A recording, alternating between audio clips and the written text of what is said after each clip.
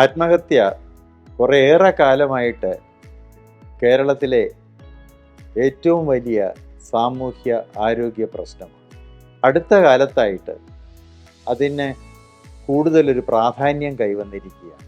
പല സാഹചര്യങ്ങളിലും പല ജീവിത ശ്രേണികളിലും ഉള്ള ആളുകൾ ആത്മഹത്യയുടെ മാർഗം തിരഞ്ഞെടുക്കുന്ന ദുഃഖകരമായ ഒരു സാഹചര്യം ഇന്ന് നിലവിലുണ്ട്.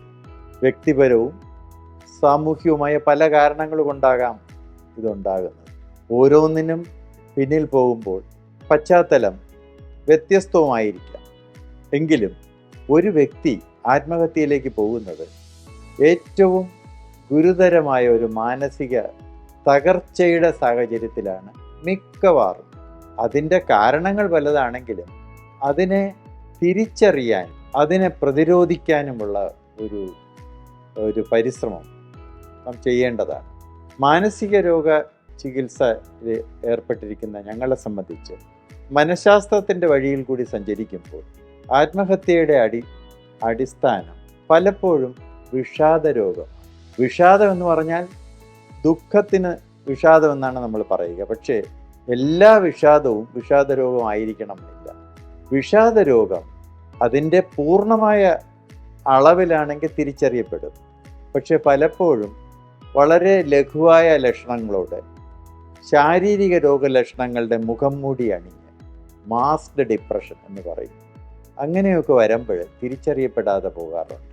അത് തിരിച്ചറിയാനും യുക്തമായ ചികിത്സ നൽകാനും ഉള്ള ഒരു സംരംഭം നമുക്ക് തീർച്ചയായിട്ടും ചെയ്യേണ്ടതാണ്. യഥാർത്ഥത്തിൽ 2003 കേരളത്തിൽ ഒരു പഞ്ചവത്സര പദ്ധതിയുടെ ഭാഗമായിട്ട് ക്രൈസിസ് എന്ന പേരിൽ ഒരു ആത്മഹത്യാ പ്രതിരോധ പദ്ധതി ഉണ്ടായിരുന്നു. 5 വർഷക്കാലം ഡോക്ടർമാർക്കും പൊതുജനാരോഗ്യ മേഖലയിലെ പ്രവർത്തകർക്കും വിഷാദരോഗം തിരിച്ചറിയാനും ആത്മഹത്യാ പ്രവണതയുടെ ആദ്യ ലക്ഷണങ്ങൾ തിരിച്ചറിയാനുമുള്ള ഒരു പരിശീലനം, ഹ്രസ്വകാല പരിശീലനം നൽകുന്ന ഒരു പദ്ധതി ഉണ്ടായിരുന്നു. 5 വർഷക്കാലം യഥാർത്ഥത്തിൽ അതിൽ നിന്നുള്ള പാഠങ്ങൾ ഉൾക്കൊണ്ട് അത് കൂടുതൽ വിപുലമായ ഒരു പദ്ധതിയാക്കാനുള്ള പൈലറ്റ് പദ്ധതിയായിട്ടാണ് നിലവിലുണ്ടായിരുന്നത്. നിർഭാഗ്യവശാൽ അത് തുടർന്നില്ല.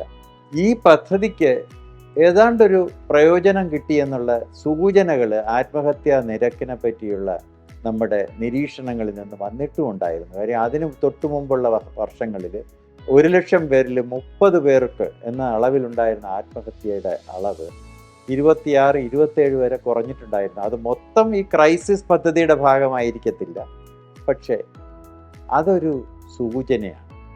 കൂടുതൽ സജീവമായിട്ട് വിഷാദ രോഗത്തെ തിരിച്ചറിയാനും അതിൻ്റെ ചികിത്സ വളരെ ഫലപ്രദമായിട്ട് ചെയ്യാനുമുള്ള പരിശ്രമം. രണ്ടാമത്, ഏതെങ്കിലും പ്രത്യേക സാഹചര്യങ്ങളിൽ ഒരു വ്യക്തി സാഹചര്യങ്ങളിൽ നിന്ന് അകന്നു മാറുകയാണെങ്കിൽ അതൊന്ന് മനസ്സിലാക്കാനുള്ള ഒരു ശ്രമം കുടുംബാംഗങ്ങൾക്കായാലും സുഹൃത്തുക്കൾക്കായാലും ചെയ്യാം. മൂന്നാമത്, ഒരു സേവനത്തിൻ്റെതായ ഒരു അന്തരീക്ഷം, ഒരു സഹായത്തിൻ്റെതായ ഒരു അന്തരീക്ഷം നമ്മുടെ ജീവിത പരിസരങ്ങളിൽ ഒക്കെ കൊണ്ടുവരുന്നതിന് ശ്രമിക്കണം. ഏതായാലും പുതിയ ദുരനുഭവങ്ങൾ വീണ്ടും വീണ്ടും നമ്മെ തേടിയെത്തുമ്പോൾ ആത്മഹത്യക്കെതിരായിട്ടുള്ള ഒരു സംരംഭത്തിൽ നമ്മൾ എല്ലാവരും പങ്കുചേരേണ്ടതാണ്. വൈദ്യശാസ്ത്ര രംഗത്തുള്ളവരും സാമൂഹ്യ സേവന രംഗത്തുള്ളവരും വിദ്യാഭ്യാസ സ്ഥാപനങ്ങളിൽ പ്രവർത്തിക്കുന്നവരും യുവജനങ്ങളുടെയും വൃദ്ധജനങ്ങളുടെയും ക്ഷേമത്തിനായിട്ട് പ്രവർത്തിക്കുന്നവരും എല്ലാവരും സഹകരിച്ചുള്ള ഒരു സമഗ്രമായ ഒരു പദ്ധതി, ഒരു പരിപാടി നമ്മുടെ നാട്ടിൽ ഉണ്ടാകേണ്ടതാണ്.